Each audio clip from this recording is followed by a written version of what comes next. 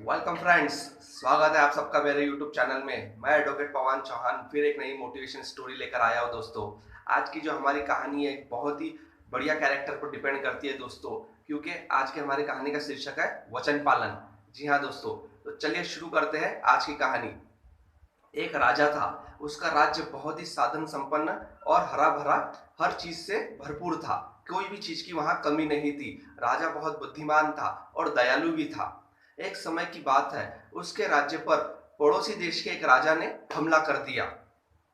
तो देखिए दोस्तों, इस कहानी में अब दो राजा आ गए। पहला वो जो सबसे अच्छा राजा है और दूसरा जिसने उस पर हमला किया।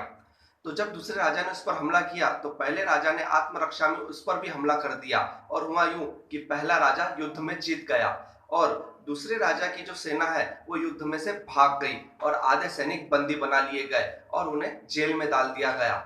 और कुछ समय बाद में जो बंदी सैनिक थे उसमें से एक सैनिक ऐसा था जिसके घर से उसे पत्र आया कि उसकी माँ की तबीयत बहुत ज्यादा खराब है और वो बहुत सीरियस है, मरण शैया पर लेटी हुई है। वो अपने बेटे को आखिरी बार देखना चाहती है।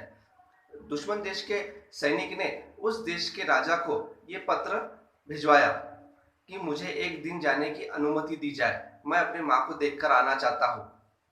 राज दरबार में जब ये पत्र राजा को सुनाया गया कि वो सैनिक जाने की अनुमति चाहता है और कह रहा है कि वो वचन देता है आपको कि कुछ दिनों बाद जब उसकी माँ की तबीयत अच्छी हो जाएगी तो वो वापस लौट आएगा। मुद्दा बहुत ही चिंताजनक था कि एक दुश्मन देश के सैनिक को कैसे छोड़ा जाए, पर राजा दयालु था। राजा ने कहा कि चाहे जो कुछ भी हो, मामला उसकी माँ को देखने का है तो हमें उस सैनिक को भेज देना चाहिए। और इस तरह उस एक सैनिक को भेज दिया गया। सैनिक जाते जाते वचन देकर गया था कि मेरी माँ की तबीयत अच्छी होते ही मैं वापस आ जाऊंगा। और हमारी कहानी का शीर्षक भी यही था दोस्तों, वचन का पालन।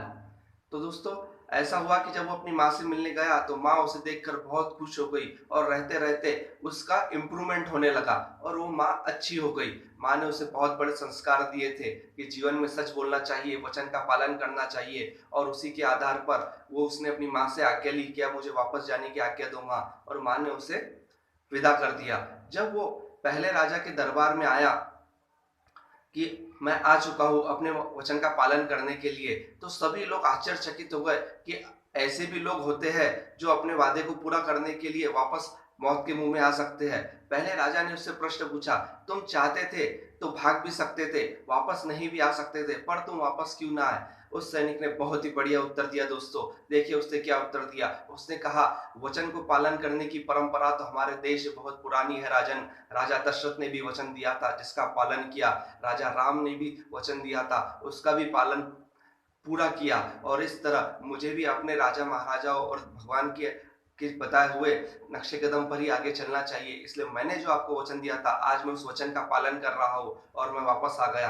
राजा उसकी इस बात से बहुत खुश हुआ और राजा ने उसे मुक्त कर दिया। उससे कहा कि मैं तुम्हारी बातों से बहुत खुश हूँ, इसलिए जाओ, मैं तुम्हें आज से आजाद करता हूँ। मॉरल ऑफ द स्टोरी यही थी दोस्तों आज की हमारी कहानी की, कि इंसान को सच बोलना चाहिए और अपने वचन का पालन करना चाहिए। इससे हमारी समाज में एक क्रेडिट बढ़ती है, समाज में हमारा सम्मान बढ़ता है दोस्तों, और उसी के लिए लोग जाने जाते हैं। तो दोस्तों, मिलते हैं अगली मोटिवेशन स्टोरी में। जय हिंद, जय Bharat, stay home, stay safe. धन्यवाद।